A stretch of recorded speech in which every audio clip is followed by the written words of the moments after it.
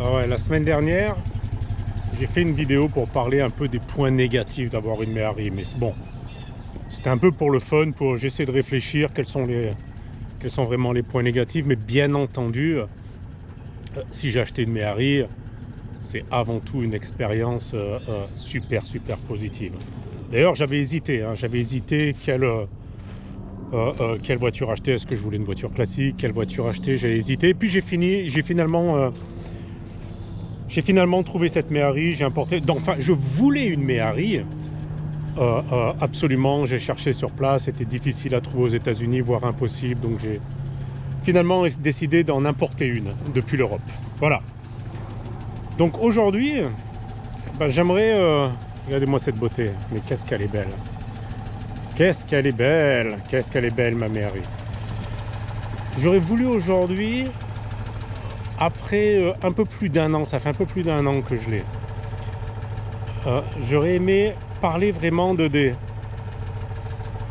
5 raisons qui font que c'est la Méhari la meilleure des voitures classiques que l'on puisse avoir aux États-Unis. Voilà, et donc discutons des 5 raisons pour lesquelles cette beauté, c'est le meilleur choix possible. Bon, on va commencer par du lourd. On peut avoir une voiture classique, certaines voitures classiques, c'est un petit peu le bijou qu'on laisse dans le garage, qu'on lustre et qu'on bichonne. Alors moi je dirais c'est une voiture que je bichonne, d'un point de vue entretien, d'un point de vue elle dort toujours dans un garage, etc. Par contre, la première raison pour laquelle c'est une super voiture, c'est que pour moi je l'utilise tous les jours, enfin pas tous les jours, mais au moins toutes les semaines, comme un utilitaire. C'est pas une voiture, je la bichonne, mais il faut qu'elle bosse. Donc là par exemple je vais y aller, on a mis les poubelles dans le coffre et on va aller, regardez, donc je l'ai passé en utilitaire, je laisse quand même la capote du dessus au cas où il y a de la pluie, etc. Mais elle va bosser. Et qu'est-ce qu'on va aller faire? Alors déjà le fait qu'elle soit super légère, c'est une voiture qui passe partout. Alors là on va aller à la décharge, je vais récupérer ça là, ce qu'on appelle du mulch, des copeaux de bois. On va récupérer ça. Je les utilise pour me faire un chemin, pour aller ce qu'on appelle le chicken coop, là, la maison des poulets. Donc on met ça par terre. Et elle est tellement légère la voiture que j'ai aucun problème de conduire, de monter sur la pelouse. Le poids est tellement léger que j'endommage rien du tout. Et je peux l'amener jusqu'ici. Enfin, ça passe partout. On a un petit peu d'eau là, c'est un peu comme des marécages. Aucun problème. C'est-à-dire ça passe vraiment partout. Allez, comme mes bottes. Donc ça c'est vraiment super. Donc c'est une voiture classique, mais que je ne garde pas comme une photo dans mon garage. C'est une voiture classique qui est aussi un utilitaire qui m'aide vraiment chaque semaine. Voilà, donc ça c'est vraiment une bonne raison et je dirais que c'est probablement une des grosses raisons pour laquelle c'est un plaisir d'avoir une Méhari. Allez, maintenant on va aller chercher le mulch. Voilà, quand on est arrivé là à la décharge de mon patelin, et donc c'est là où je récupère le terreau, je sais pas comment on appelle ça en français, le mulch. Moi je récupère surtout ça là, ces copeaux de bois. Ils coupent les arbres, ils les mettent en copeaux, on les récupère, on met ça dans les containers et on utilise ça dans le jardin. Alors voilà, l'aspect utilitaire, c'est pas cool ça. Ah, c'est quand même la meilleure voiture. Bon, on va couper la vidéo, on va travailler un peu et on se retrouve après. Voilà, on a fini le chargement, les bines sont pleines. On va tout mettre ça dans la voiture. On ferme le coffre. Et c'est parti, on va amener ça à la maison. Alors on va vérifier avec le boss si un ou deux chargements, s'il faudra un deuxième chargement aujourd'hui. On va mettre ça dans la partie jardin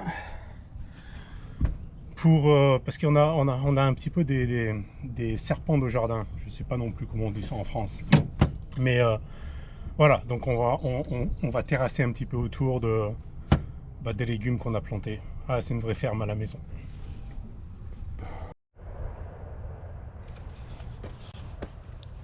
Bon, eh ben on a vidé la partie utilitaire est finie, et ça va être pour moi l'occasion de parler deuxième point qui fait que c'est une voiture classique formidable. Je dirais que c'est un vrai couteau suisse. D'ailleurs, c'est ce qui m'a fait au début, j'hésitais vraiment entre une 2 chevaux et une Méhari. Bon, je voulais un petit peu, pour différentes raisons, c'était le choix de voiture que je voulais. Et j'ai fini par la Méhari, surtout par son aspect couteau suisse. Alors, qu'est-ce que j'entends par couteau suisse? On a bien vu, j'ai besoin d'un utilitaire.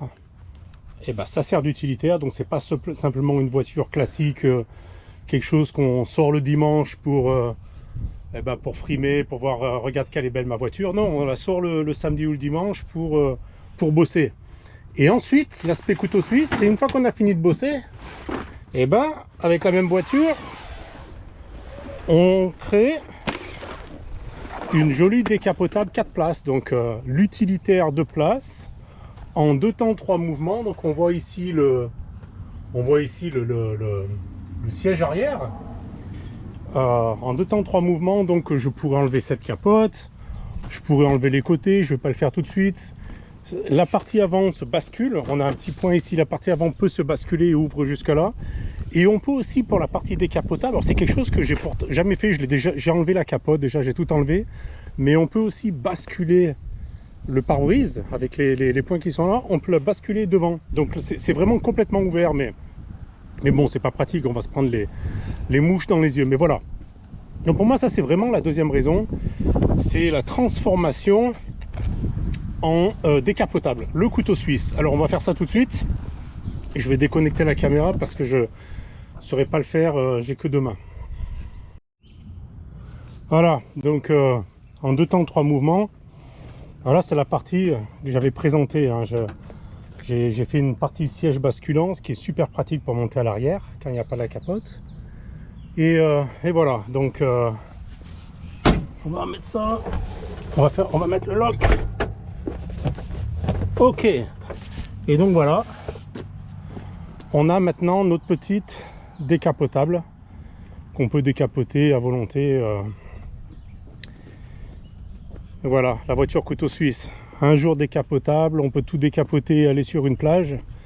Et le lendemain, c'est l'utilitaire pour faire les transports de marchandises et pour... voilà, donc là on a mis le mulch et on en profite pour voir le jardin. Alors on met ça surtout pour... il y a des serpents, c'est pas des serpents venimeux, mais voilà, les serpents on aime ou on n'aime pas. Nous on n'est pas fan. Il n'y en a pas énormément, hein, mais il y a quand même des serpents de jardin, on est un peu dans la nature. Voilà pour la deuxième raison. Bon, une partie un peu fun. Quelle est la différence entre un utilitaire de 1984, un utilitaire français de 1984 et un utilitaire américain de 2026? Alors, voici l'utilitaire français de 1984 que je nomme la Méhari Azur de Citroën, face à l'utilitaire américain de 2026, le Toyota Tundra. Donc ouais, il y a une petite différence de gabarit qu'on peut voir peut-être un peu sur le côté. Il n'y a pas photo. Si les deux crachent, je sais dans lequel je préférerais me trouver. Voilà pour les différences. Et quand même En troisième raison, parce qu'elle est importante, c'est vraiment une des raisons, c'est la première raison pour laquelle je l'ai acheté, c'est la partie 2 cylindres, 2 chevaux, la partie nostalgique et surtout ce bruit unique.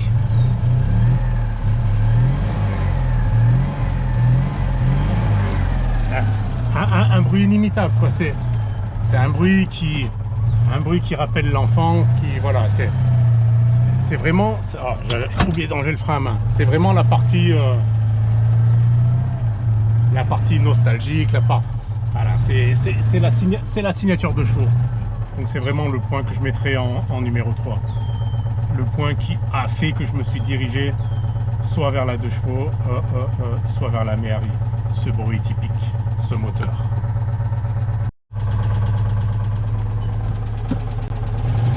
L'autre point que je mettrai en quatrième raison,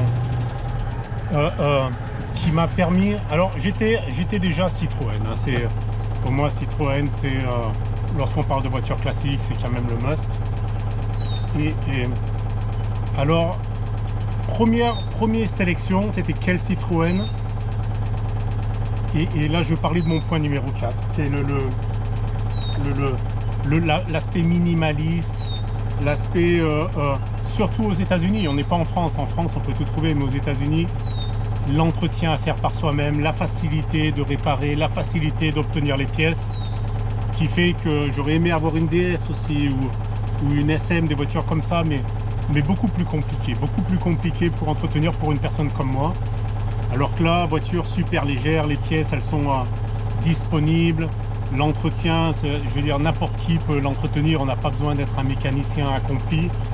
Et c'est ce qui a fait que je me suis dirigé soit vers la 2 chevaux, soit vers la Méhari, le moteur vraiment, par rapport à la DS, etc.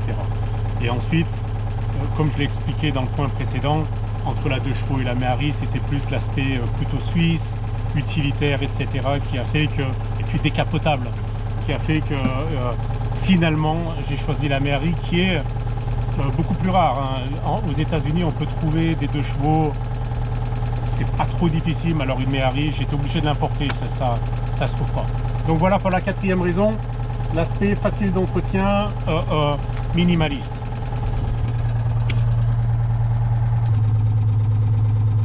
Alors la dernière et cinquième raison, qui est pas la raison pour laquelle j'ai acheté la Méhari, mais c'est une raison qui a fait qu'après avoir acheté la Méhari, j'avais un bonheur supplémentaire. Et cette raison, c'est j'ai l'impression de conduire une Ferrari ou une Lamborghini, quoi. C'est-à-dire partout où je vais, les gens me regardent.